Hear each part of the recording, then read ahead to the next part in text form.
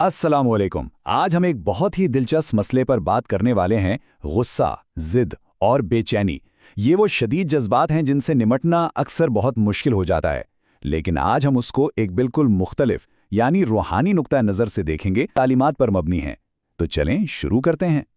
तो सबसे पहला सवाल तो यही जहन में आता है, क्या ये जो शदीद गुस्सा है या हद से ज़्यादा जिद है, ये बस एक बुरी आदत है जिसे हम बदल नहीं पा रहे, या फिर इसके पीछे कोई गहरी वजह भी छुपी हो सकती है जो हमें नज़र नहीं आ रही?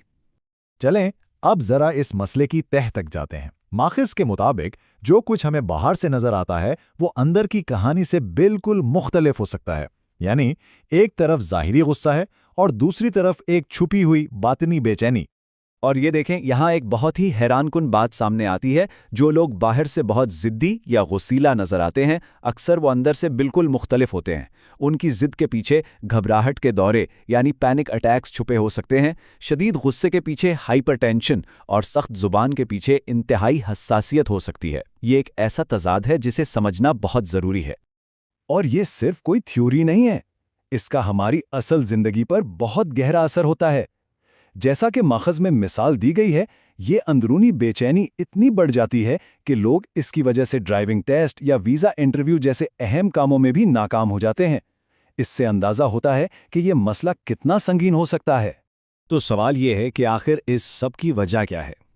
अच्छा, यहाँ पर जो माखज़ है वो एक रूहानी तशख़ीस पेश करता है। वो इसे किसी की ज़ाती कमज़ोरी नहीं बल्कि एक बैरूनी रूहानी असर का नतीजा बताता है। आइए देखते हैं कि ये क्या है। तो पहली वजह जो बताई गई है वो इल्मे नुजूम से जुड़ी है। यानी ये माना जाता है कि अगर किसी के जायचे में चांद यानी कमर की पोजीशन ठीक ना हो या यूं कहें कि डिस्टर्ब हो तो उसका सीधा असर उस शख्स के जज्बात और मिजाज पर पड़ता है। तो खुलासा ये है कि दो बड़ी वजूहात बताई गई हैं। एक तो जायचे में चांद का मसला और दूसरा नज़रें बद का लग जाना यानी किसी की बुरी नज़र का असर। इन दो चीज़ों को इन तमाम जज्बाती और नफ्सियाती मसाइल की जड़ कहा गया है।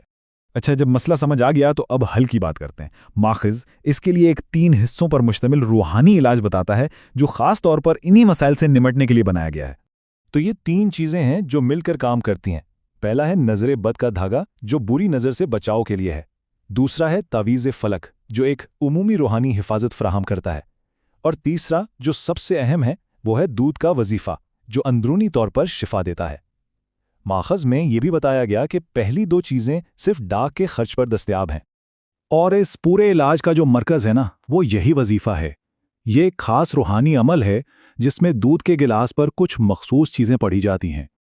चलें अब इसका तरीका भी देख लेते हैं। बहुत सीधा सा है। सबसे पहले 1 गिलास दूध लें, फिर उस पर 14 मरतबा दरूद पाक पढ़ें। उसके बाद 1060 मरतबा या गनी पढ़ें, फिर आखिर में दोबारा 14 मरतबा दरूद पाक पढ़ें।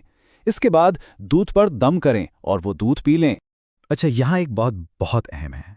ये जो तादाद है ना 1060, इसकी पाबंदी बहुत ज़रूरी मानी गई है।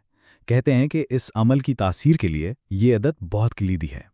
और हाँ, एक और बहुत अहम बात, अगर कोई शख्स ये अमल खुद नहीं कर सकता तो परेशानी की बात नहीं है, कोई दूसरा भी इसकी नीयत से ये वजीफ़ा करके दूध उसे पिला सकता है। ये इस इलाज को बहुत आसान बना देता है। तो ठीक है, ये सब करने से होगा क्या? चलें अब जरा इसके नताइज पर नज़र डालते हैं जो इस इलाज से मिलने का कहा गया है। यहाँ एक ख़ास टाइम फ्रेम भी बताया गया है और वो है 20 दिन। कहा जाता है कि इतने अरसे में इसके असरात नज़र आना शुरू हो सकते हैं, जो कि एक बहुत बड़ी उम्मीद की बात है। जी हाँ, माखिज़ के मुताबिक सिर्फ 20 दिन के अंदर एक ब्रेक थ्रू हो सकता है। मतलब जो काम बरसों से रुके हुए थे उनमें अचानक कोई राह निकल सकती है, कोई बड़ी कामयाबी मिल सकती है। तो आखिर में जो नताइज मिलने का वादा किया गया है वो काफ़ी ज़बरदस्त हैं। गुस्से और ज़िद में कमी, जज्बात में एक तवाज़ुन और सबसे बढ़कर रुके हुए कामों का चल पड़ना।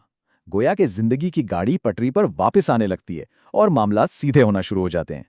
तो आखिर में ये सारी बात हमें एक बहुत गहरे सवाल पर ला खड़ा करती है। हमारे ईमान और हमारे जज्बात का आपस में क्या ताल्लुक है? क्या रूहानियत हमारे नफ्सियाती मसलों का हल हो सकती है? ये एक ऐसी बात है जिस पर सोचना तो बनता है।